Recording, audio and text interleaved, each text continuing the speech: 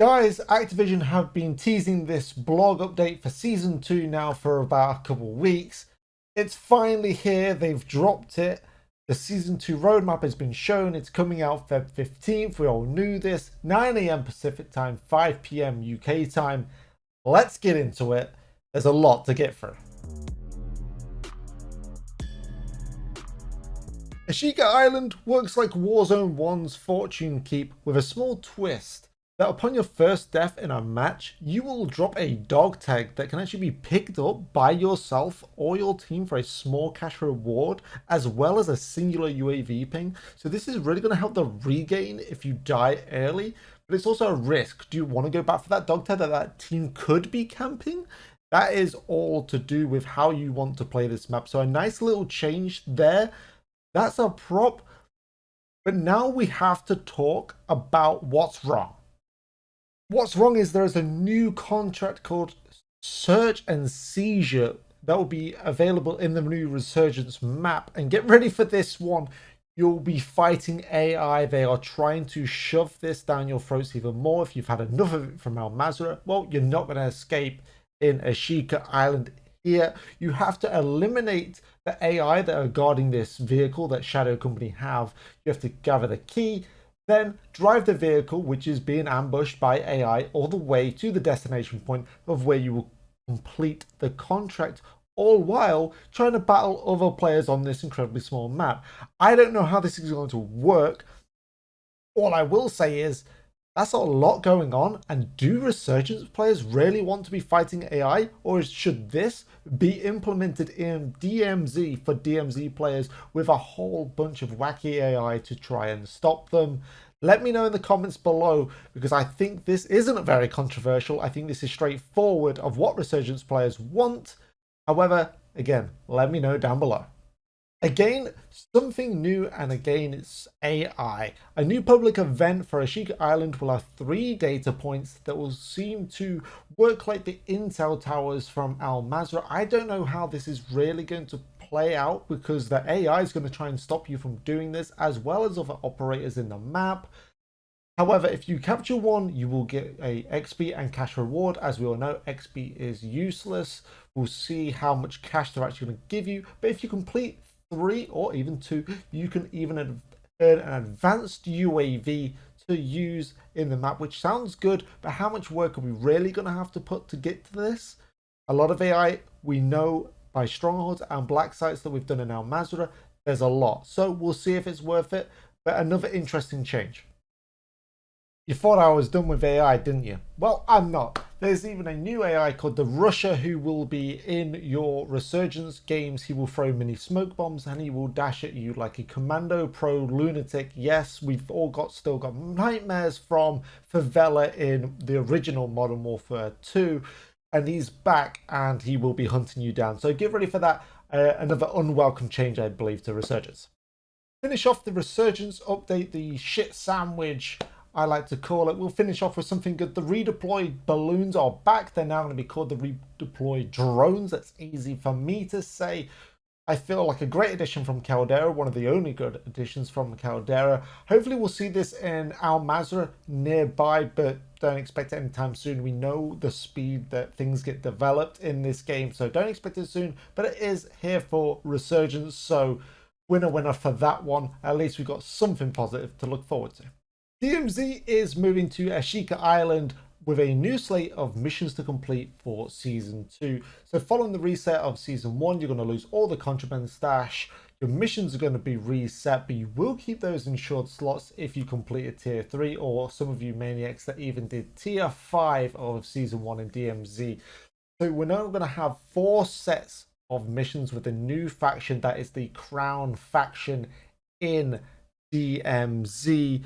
There's also a new boss known as the Bomb Maker, who will have a similar to Chemist vibe in Al Mazrah. But what's also interesting is he will bring a new set of weapon crates to DMZ that you can collect.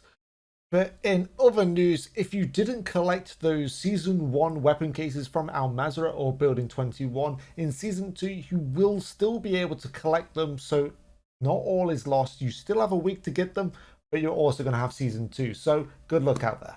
A new point of interest is back in Al Mazrah. Yes, I say back in Al Mazrah because it's the Afghan map from the original Modern Warfare 2 game. And if you're as old as me, you'll remember that very well. Jumping off the top of the plane with an intervention, always a pastime. Anyway, this map isn't actually a multiplayer map yet, and it's not confirmed for Season 2, not even in Season. So I'm suggesting we'll probably see it for Season 3, if not Season 4.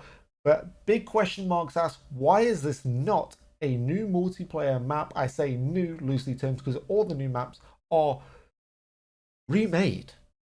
Speaking of remade maps, yes, Dome is back. Spawn, die, spawn, die, spawn, die. Thank you so much, FaZe Jeb, for that brilliant clip that we'll never forget. Yes, Dome is back, and it's just another remake. This is the only new 6v6 map in Season that I cannot believe that we are only getting one 6v6 map. Is multiplayer finally dead in Call of Duty? I don't know, but it's not looking good. The future is very bleak for multiplayer as the team seem to be shifting a lot of their interest in the favor of DMZ and not even Warzone 2.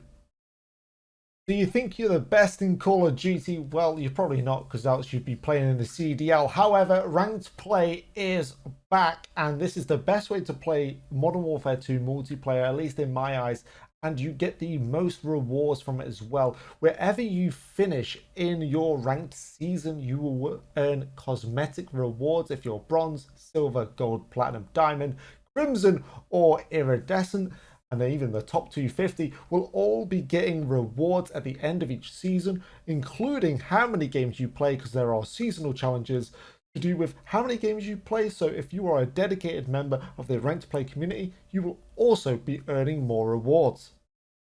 Returning multiplayer modes such as Infected, Gun Game, the Hardcore mode, and also Grind from Modern Warfare 3 will all be back in Season 2 and available at launch, where Drop Zone will actually be an available mode as an in-season event, as well as All or Nothing and One in the Chamber, some fan favorites from previous COD titles.